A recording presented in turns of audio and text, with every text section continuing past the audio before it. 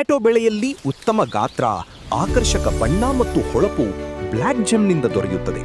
ಇದು ಒಂದು ಪ್ರೀಮಿಯಂ ಬಯೋಸ್ಟಿಮ್ಯುಲೆಂಟ್ ಆಗಿದ್ದು, ಇದರಲ್ಲಿ ಹ್ಯೂಮಿಕ್ ಆಮ್ಲ, ಫುಲ್ವಿಕ್ ಆಮ್ಲ, ಅಮಿನೋ ಆಮ್ಲ ಹಾಗೂ ಸಮುದ್ರ ಕಳಸಾರ ಒಳಗೊಂಡಿದೆ. ಹಾಗಾದ್ರೆ ಬ್ಲ್ಯಾಕ್ ಜೆಮ್ ಬಳಸಿದ ರೈತರ ಅನುಭವವನ್ನು ತಿಳಿಯೋಣ.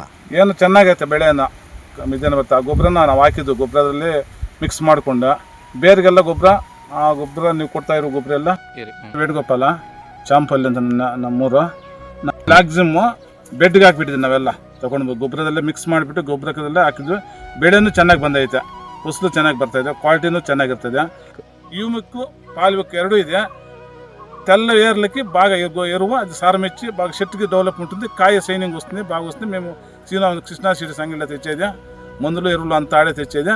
మాకేం బాగా మనసుకు వచ్చింది.